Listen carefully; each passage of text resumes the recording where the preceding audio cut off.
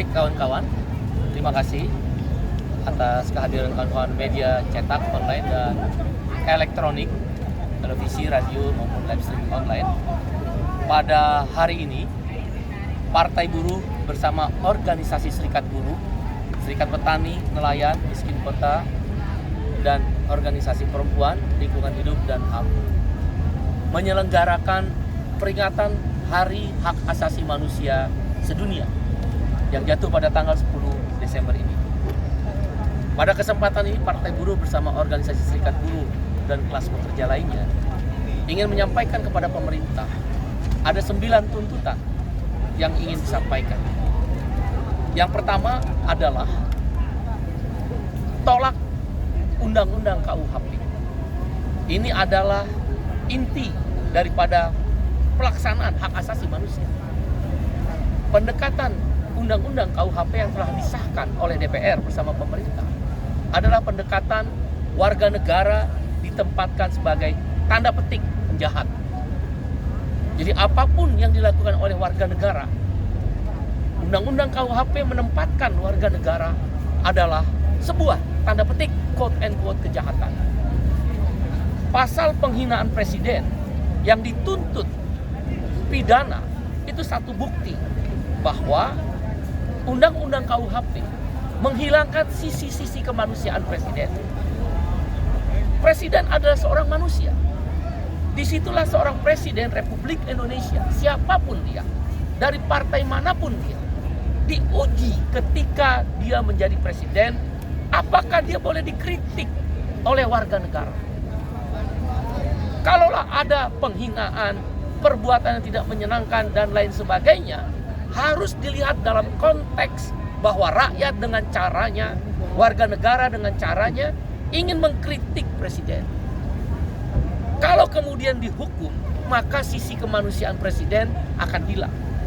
Karena presiden seolah-olah sebuah benda mati, sebuah simbol yang tidak boleh dikritik. Contoh, ketika Presiden Jokowi dikritik dengan mural-mural yang mengkritik tentang kebijakannya. Seorang anak kecil yang pernah mengkritik Presiden Jokowi, atau beberapa waktu yang lalu Presiden SBY pernah dikritik dengan persuasi simbol-simbol kerbau. Kan Presiden diingatkan, dan kemudian Presiden Jokowi memaafkan anak kecil itu. Presiden Jokowi memerintahkan aparat hukum jangan mengambil tindakan terhadap mural-mural itu. Disitulah kelihatan sisi kemanusiaan seorang presiden. Disitulah diuji kebesaran jiwa seorang presiden. Tapi kenapa DPR dan wakil pemerintah, menteri-menteri itu mendelegitimasi sifat-sifat kemanusiaan seorang presiden? Di situ diuji ketika ada mungkin tanda petik unsur-unsur penghinaan, unsur-unsur mendowngrade seorang presiden. Di situ diuji jiwa besar seorang presiden. Bagaimana Presiden Jokowi memaafkan anak kecil? Bagaimana Presiden Jokowi memaafkan yang membuat mural? Jadi apa yang salah?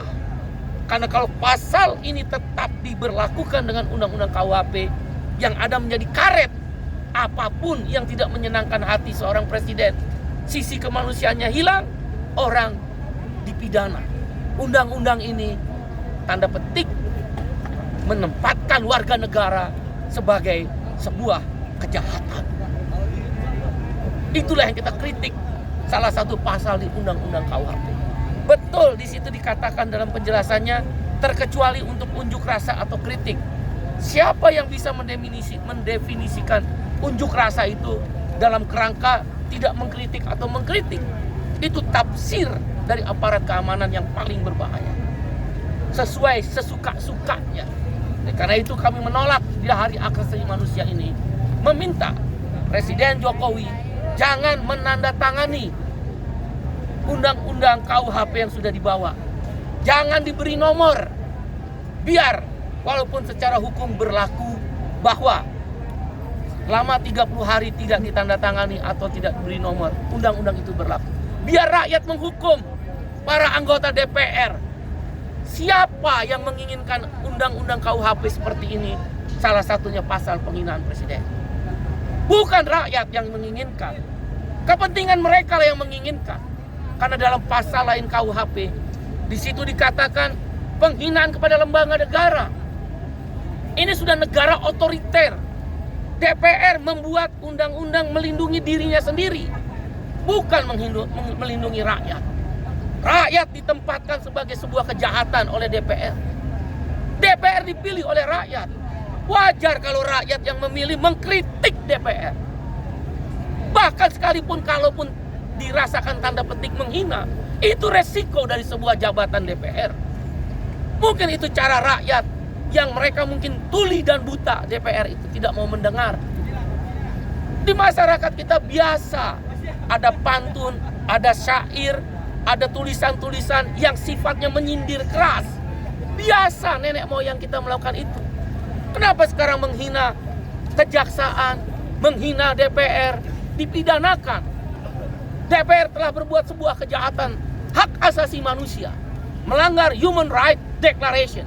Sebagai ILO governing body, saya akan membawa sebagai pengurus salah satu badan Perserikatan Bangsa-Bangsa PBB yang berkantor di Jeneva. Saya akan membawa pasal-pasal ini, bahwa Indonesia telah mati demokrasi oleh DPR sendiri. Saya serukan kepada seluruh rakyat Indonesia. Partai Buruh menyerukan pada seluruh rakyat Indonesia. Jangan pilih partai-partai yang telah menempatkan rakyat sebagai sebuah kejahatan. Kita memilih wakil-wakil rakyat, tapi wakil rakyat menghukum kita. Padahal kitalah suara yang menentukan mereka. Jangan pilih partai politik yang telah setuju dengan undang-undang KUHP. Pasal yang lain, unjuk rasa yang tidak ada pemberitahuan, dikenakan pasal pidana. Ada apa dengan demokrasi kita? DPR telah berbuat kejahatan, melanggar Human Rights Declaration. Saya akan bawa sekali lagi ke dalam sidang ILO, dan saya minta ILO untuk membawa dalam sidang UN, sidang di PBB, Majelis Umum. Semua negara-negara harus melawan terhadap undang-undang KUHP ini. Saya sungguh-sungguh akan berkampanye secara internasional, karena ini melanggar Human Rights Declaration, deklarasi hak asasi manusia. DPR harus kita permalukan, karena dia telah menempatkan rakyat sebagai sebuah objek kejahatan. DPR harus malu pada dirinya sendiri, karena telah melanggar hak asasi rakyat. Padahal suara dia adalah suara rakyat. Jangan pilih partai-partai politik yang menyetujui undang-undang KUHP. Bagaimana mungkin orang mau demonstrasi tapi dihukum? Hanya nggak memberitahu, cukup dibubarkan. Itu hukum tertinggi demokrasi di seluruh dunia. Saya ikut demonstrasi di Jeneva, Swiss. Saya ikut demonstrasi di Paris, Prancis. Kalau sudah melanggar aturan, dibubarkan. Nggak dihukum. Memangnya kita penjahat melakukan demonstrasi. Dan ingat, undang-undang KUHP juga membuka jurnalisme.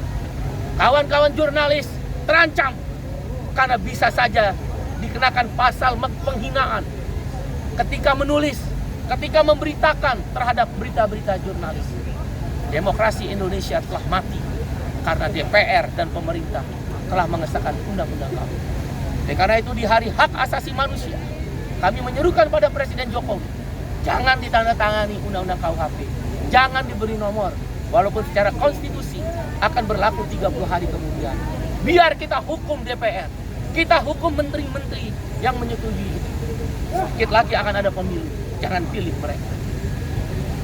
Isu yang lain yang kami angkat dalam hak asasi manusia adalah tolak Omnibus Law. Melalui kesempatan Hari Hak Asasi Manusia, Omnibus Law adalah pelanggaran tertinggi hak-hak labor right, hak-hak buruh.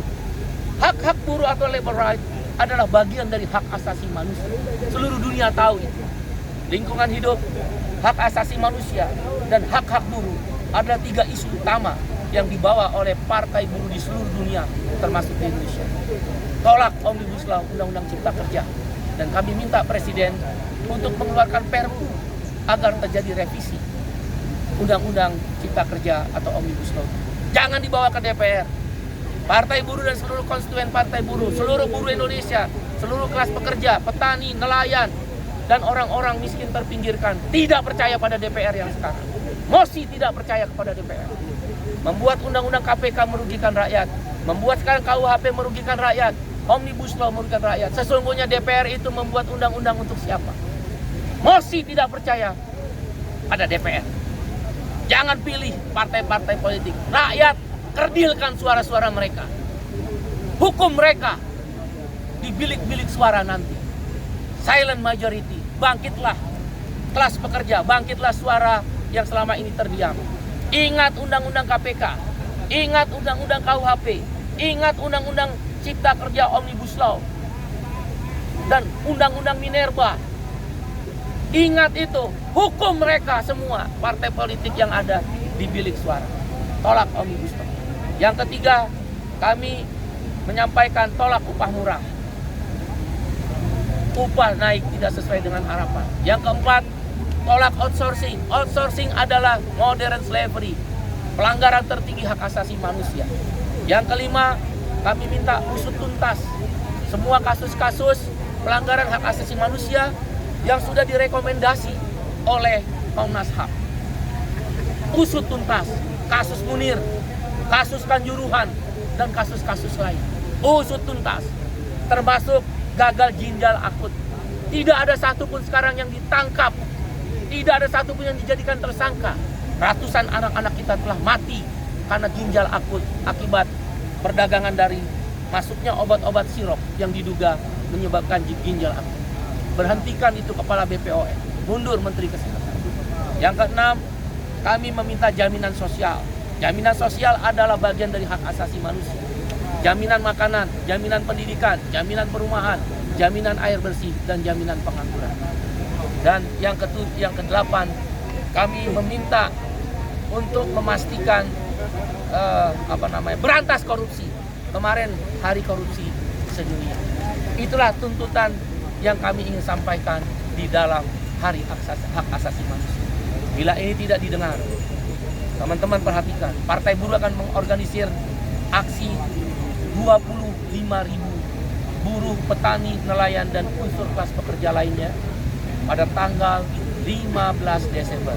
15 Desember, 25.000 buruh, petani, nelayan bersama Partai Buruh akan kembali turun ke jalan dan serempak di seluruh Indonesia.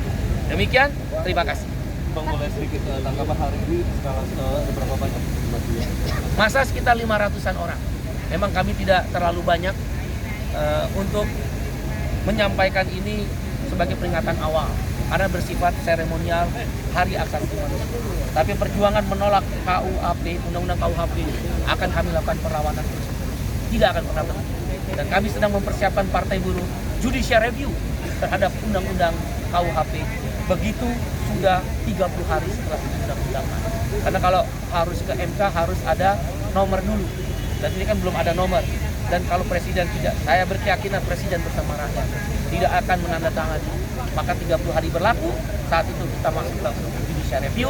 Aksi besar-besaran terus-menerus, diimbangi tadi tolak upah murah, tolak outsourcing, tolak Omnibus Law, usut tuntas pelanggaran-pelanggaran HAM masa lalu yang sudah direkomendasi Komnas HAM. Demikian, makasih. Undang-undang Cipta Kerja yang ditolak selalu berulang-ulang, yaitu pelanggaran hak asasi manusia seperti outsourcing seumur hidup, karyawan kontrak terus-menerus panjang masa, upah murah, pekerja perempuan yang mengambil cuti haid, cuti melahirkan tidak mendapatkan jaminan upah. Kemudian juga pasal-pasal yang terkait dengan jam kerja yang bersifat fleksibel, working hours. Demikian. Makasih ya kawan-kawan. Makasih.